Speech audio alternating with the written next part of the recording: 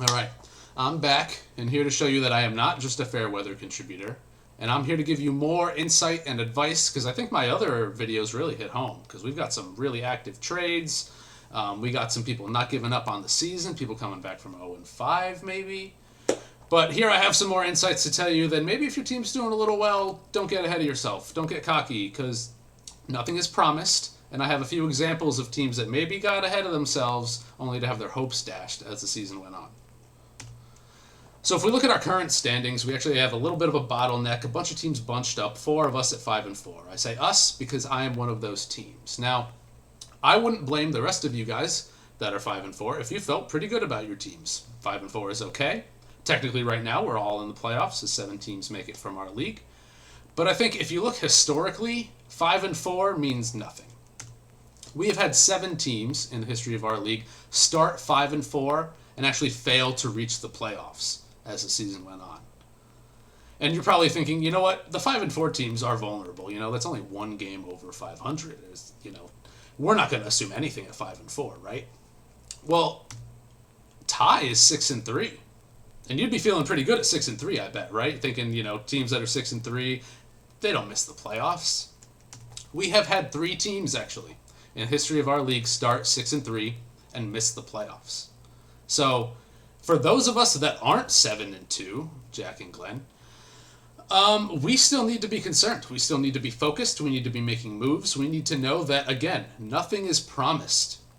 We have not clinched a playoff spot. We still have many games to go. Teams have to play each other, and people are going to lose. So don't take it for granted. Appreciate that you have a winning record right now, but don't give up. Now, I wanted to do some additional research and see, how have teams fared at the end of the season, depending on how they've done. How much stock can we put into someone's record, even, in, assigning how well they did in the season? If we look back, we have had 4 teams in the history of our league actually finish above 500 and not make the playoffs. Now, I didn't name any of the previous teams because I'm sure it's a sore spot for them. No one wants to talk about when they started 6 and 3 and then didn't make the playoffs. But these guys have a gripe. And actually, I'm one of these guys. So 4 of us have missed the playoffs despite finishing above 500. Now, I will, for full transparency, say all those records are 7 and 6, meaning all of this happened before our schedule changed to 14 weeks. So in that time, we have seen an additional 4 teams miss the playoffs when they were at 500, 7 and 7.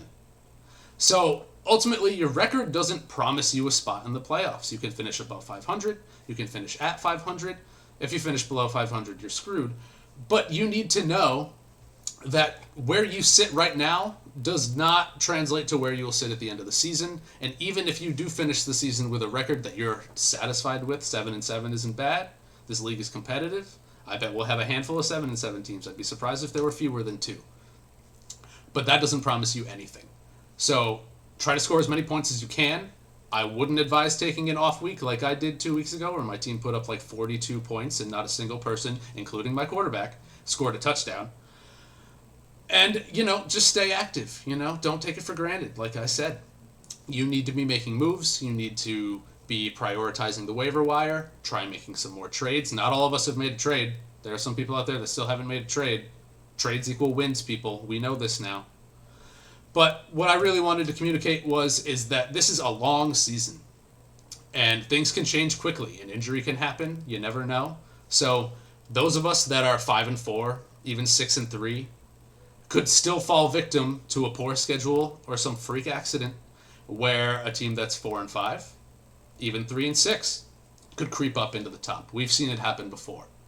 So stay active, pay attention, and don't take a winning record for granted.